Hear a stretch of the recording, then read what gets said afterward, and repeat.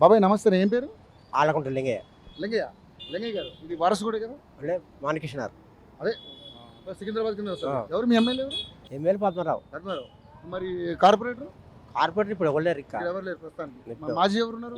అదే శ్యామ. శ్యామ వాళ్ళు deputy mayor.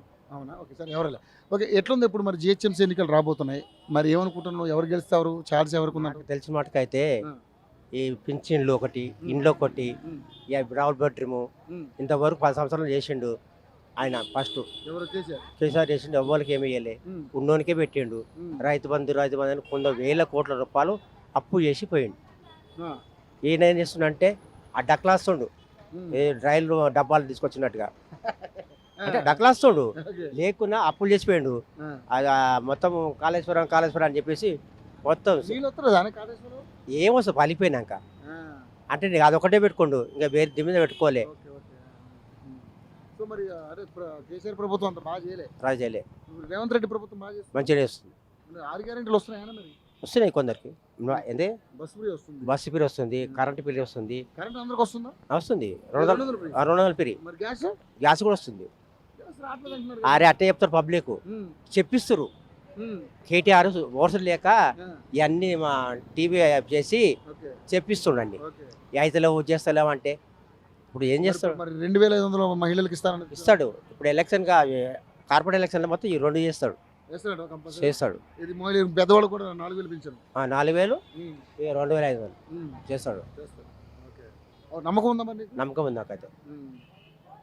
అప్పుడు రాజశేఖర్ చేశాడు, ఇప్పుడు ఈయన చేసాడు. కేసీఆర్ ఉన్నోనికి పెట్టాడు, లేడానికి ఏం పెట్టలేదు. ఆయన కూడా 2,000 పింఛన్ చేసింది ఆయనే కదా? 2,000 ఏంటంటే చెప్పిండు వచ్చిండు. ఏదో మామూలు కొన్ని ఇప్పుడు 1,000 కోట్లు అప్పు అయిపోయింది. వాళ్ళందరికీ ఇస్తుండు కాదు, కొత్త వాళ్ళు కూడా పింఛని. రేవంత్ రెడ్డి ప్రభుత్వం పర్లేదు, బాగా చేస్తున్నారు, మంచి చేస్తుంది. మరి ఇప్పుడు జిహెచ్ఎంసీ ఎన్నికల్లో రేవంత్ రెడ్డి మేయర్ కాంగ్రెస్ కొట్టుకుంటారు పక్క. అదే నా అనుభవంతో చెప్తున్నా. ఇప్పుడు మరి బీజేపీ ఛాన్స్ ఏముండదా? లేదు, ఆ బీజేపీ వస్తే కొంతమంది చేయరు.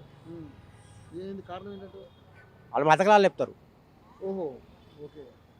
వాళ్ళు ఏంటంటే మతకలాలు రాముడు నాకుండు, వాళ్ళకి ఒకరికి కాదు, నాకు అంటే రాముడు నాకుండు, నీకు ఒకరికి లేడు కదా. ఎప్పటి నుంచో తాలిదండ్రుల నుంచి రాముడు ఉండు మనకు, మనకు ఉంటుంది. అంటే ఈ 35 సంవత్సరాలు అంటే వాళ్ళు జై శ్రీరామ్ అనేది కూడా ఒక కాన్సెప్ట్ ఉంది.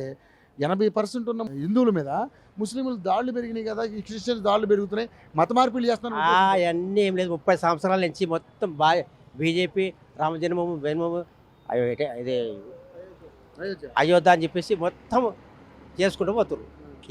అదొక్కటి చెప్పొచ్చు చేయమని గెలుస్తారమ్మా. దాని మీద ఎంత అదైంది, ఏది అవకతవకలు దాటి పోతున్నాయి. అంటే నాకు తెలిసి చెప్తాను, వాడుకుంటూ పోతున్నాయి. వీళ్ళు ఉంటే మొత్తం పాడే. అంటే మరి మీ సికింద్రాబాద్ ఎంపీ కిషన్ రెడ్డి కదా? కిషన్ రెడ్డి అయితే ఆయన కూడా పనిచేస్తున్నాడు. ఉన్నావా అంటే ఉన్నాడు అంతే, పేరుకే. ఆయన ఒక్కసారి కూడా రాలేదు. సరే, ఇప్పుడు ఎస్ఐఆర్ ఉంది కదా, ఫామ్ నింపారా? మీరు నింపి ఎట్లా? మంచిదేనా? మంచిదే. దొంగోట్లు పోతాయి, దొంగలు పోనీ, ఒకటే ఓటు ఉంటుంది, ఏం పరకు పడదు. కాంగ్రెస్ ఛాన్స్ అంట. కాంగ్రెస్ ఎందుకంటే చూసారు కదా, మొన్న చూస్తారు, ఈ పథకాలు చూసే వస్తాయి అన్నమాట. రైట్ బాబాయ్, థ్యాంక్ యూ.